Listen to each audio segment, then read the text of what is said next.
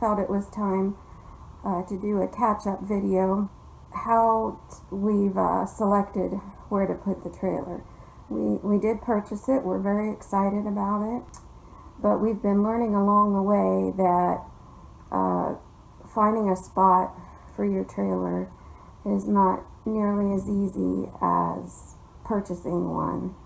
In fact, we had one of the movers we've spoken with make the comment that maybe we got this a little backwards. Maybe we should have had our spot first.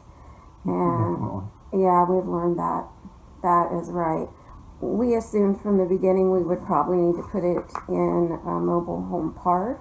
To develop a new piece of property is an expensive option, and so going into a trailer park just makes the most sense. Right. In some parts of the country, I've read that there's enough competition between mobile home parks that they will even cover the cost of your move. Well, there's no such thing in this neck of the woods. And we have found it very hard to find a place to put our home. Yes. This is my little map I'm going to try to use here. And we live along the Ohio River.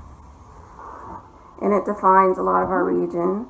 And this right here is another river that divides our town. And we personally live right now in a 2,500 square foot house right here.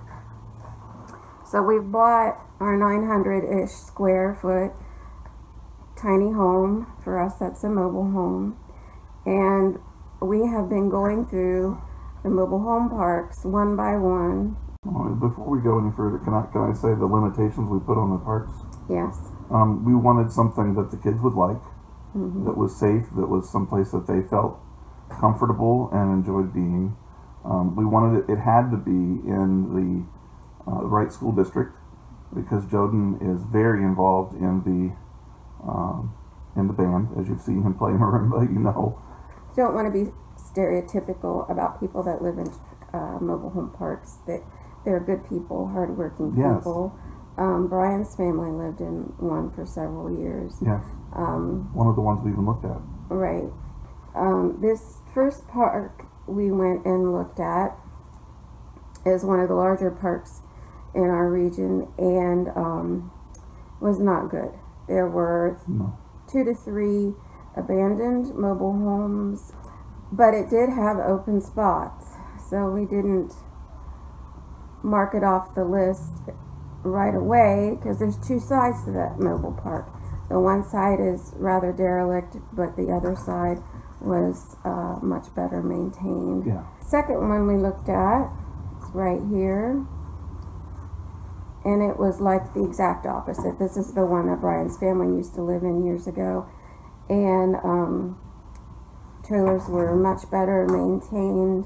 I know in the summertime people spend quite a bit of time on their landscaping. It's a community spirit there. But the only negative was there were no open spots. Well, and the second negative is it's in the floodplain. But our kids loved it. Big plus was they could walk out the road to the pizza restaurant. We went to this one next, which was up on a hill in our area, which is not too far from our high school. But we found out after driving through it that this was actually an investment property for the owner.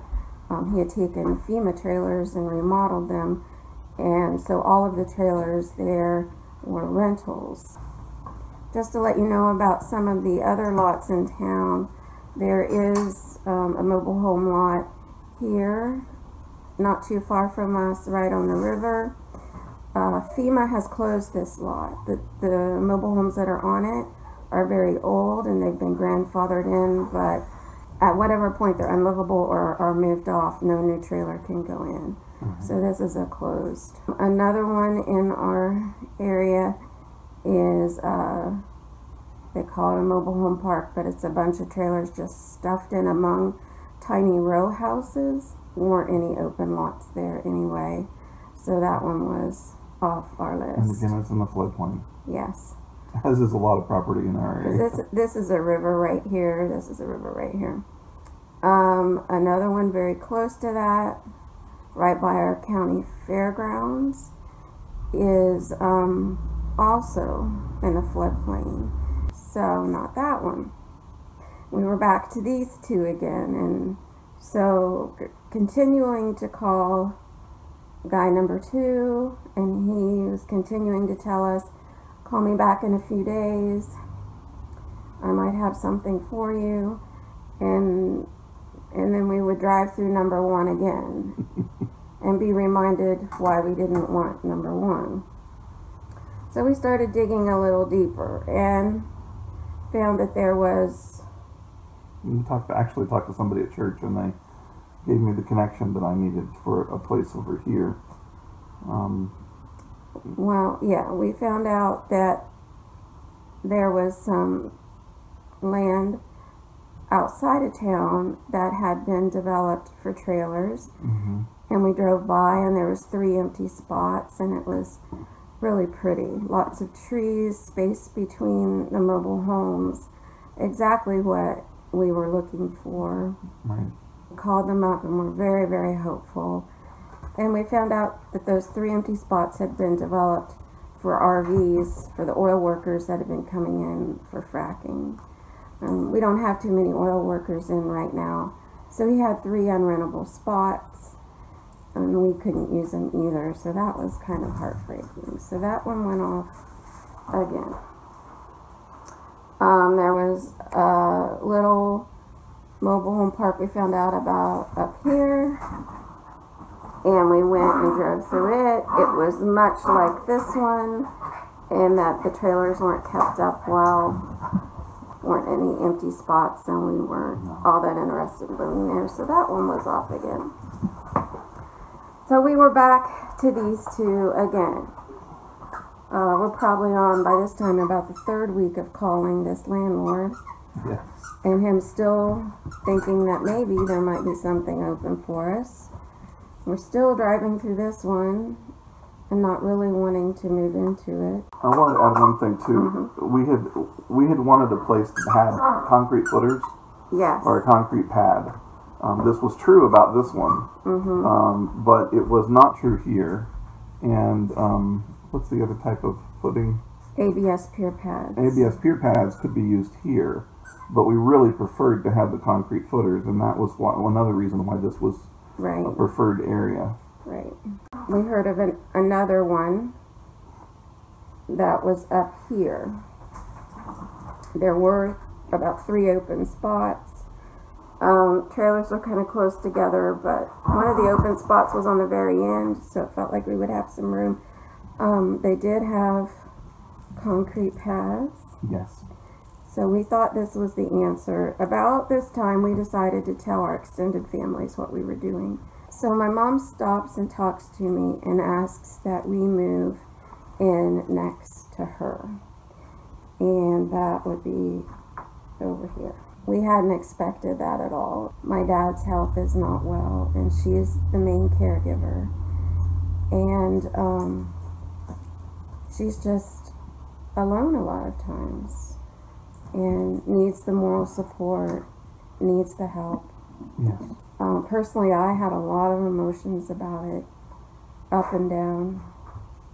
Right. I'd envisioned living somewhere where hopefully I had a pretty view out my window and our needs were simple and the requirements on us were few. Yes. And this just felt really heavy. I really didn't think it would work because her property is not all that big, but we promised her we'd take it seriously. She understood the emotions we were going through and gave us all the permission we needed over and over again to say no. And we agreed together. I mean, if it worked, it was something we would seriously consider. Right. But and so we called back this one to make final plans to go in here because we knew the measurements didn't work here, that we were going to meet the contractor just for Mom's sake. And this one, there were 3 good lots there. yeah, there were 3 good lots there. One really nice lot. And we were making final plans. And then he asked what amp service we needed. Thank goodness he asked. Yeah. Our trailer's 200 amp. His sites are 100. Yeah. And so the night before meeting out at my mom's house to hear that isn't going to work, we find out that this isn't going to work. And I really didn't sleep much that night. That left this trailer park that did have open spots, but we didn't want to live here. It was the only one left.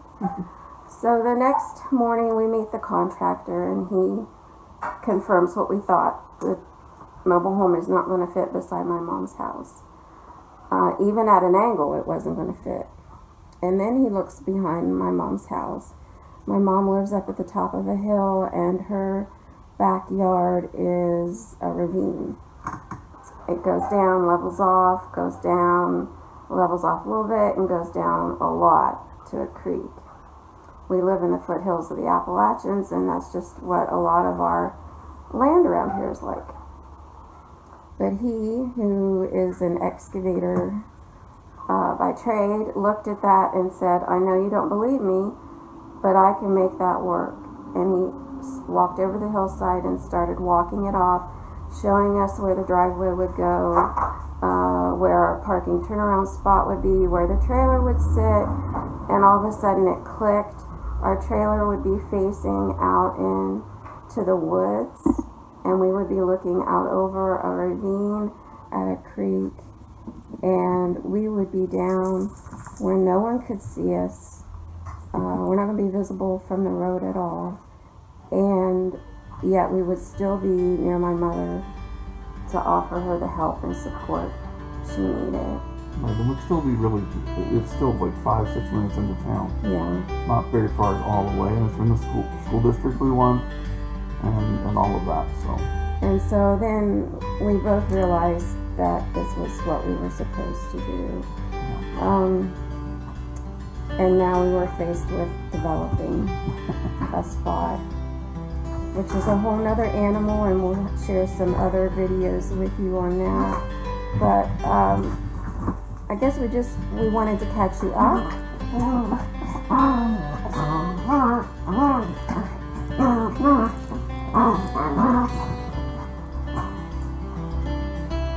Hello. Okay, this will be a comedy video. Alright, go on. Go on over there. Go on. So we just wanted to catch you up to where we are now. Our projects have definitely changed, but our main goal is still the same. We want to get rid of 2 old women footballs.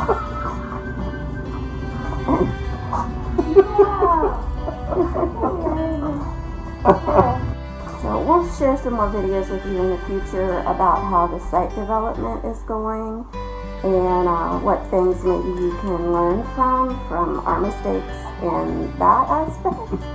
But we just wanted to catch you up to where we are, and maybe you can learn from us.